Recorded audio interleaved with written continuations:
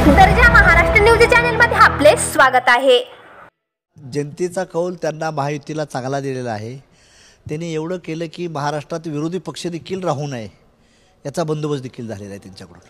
त्यामुळे मी एवढंच त्यांना सांगेन की आता सरकार 2-4 दिवसात त्यांचं सरकार बनल।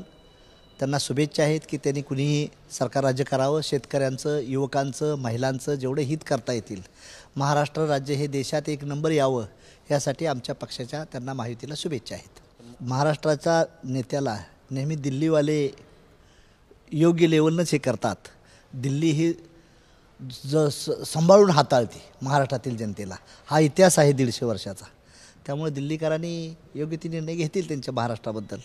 आज सध्याला आम्ही त्या रोलमध्ये नाही की कुणी सीएम व्हावं कुणी काय व्हावं। आम्ही काय महायुतीचा घटक पक्ष नाही। त्यामुळं आम्ही जास्त आमच्या लेवलनंच आपण डायलॉग केला पाहिजे ह्या मताचा मी आहे।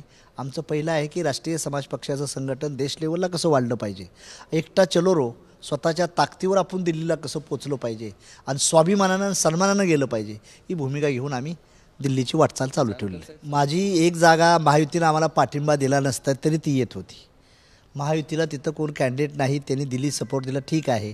बाकी ठिकाणी माझा पाथरीचा उमेदवार थोड्या मतात गेलेला आहे आणि बहुतांशी ठिकाणी माझ्याच पक्षाच्या कॅन्डिडेटला अक्कलकोटला जिथं त्याचं मतदान आहे तिथं 0 मतदान आहे। EVMबद्दल लोकशाही घातक घालायचं षडयंत्र जे चालू केलं आहे राज्यकर्त्यांनी, त्याबद्दल EVMबद्दल माझा ह्यांना आहे आणि राष्ट्रीय समाज पक्ष देशभर निषेधाचं आंदोलन आम्ही EVMच्या विरोधात करणार आहे, हे आम्ही फायनल केलेलं आहे। आम्ही आमची भूमिका घेऊन जाणार आहे की EVMमुळं या देशाची लोकशाही धोक्यात आलेली आहे आणि त्याला जिम्मेदार हे विद्यमान केंद्र आणि राज्य सरकार बनू पाहत आहे। ते आमच्याबद्दल आमची EVM हॅक करता येतं। I am also the engineer, I know that.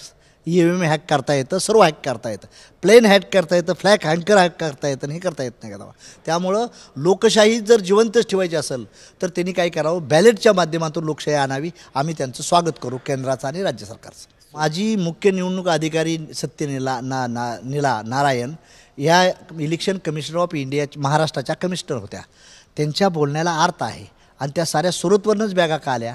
Satara जिल्ह्यामध्ये एकच मतदान 3 उमेदवाराला समान मतदान कसं पडतं, हे काय भानगड आहे? गौड बंगाल आहे। आम्ही मोबाईल घेतला तर मोबाईलवरून आपल्याला कळतं ना ते। त्यामुळं आमचं म्हणणं आहे, जर लोकशाही जिवंत ठेवायची असेल तर EVM बॅन करा। सुप्रीम कोर्ट त्यांचं आहे, इलेक्शन कमिशनर त्यांचं आहे, लोकशाहीच्या 4 स्तंभ, मीडियासुद्धा त्यांचा आहे, इंडस्ट्रियल फॅक्टरीसुद्धा त्यांच्या आहेत। त्यामुळे या 4 स्तंभावर जर त्यांचं अधिराज्य असेल तर ही लोकशाही नाही, इट इज नॉट डेमोक्रेसी।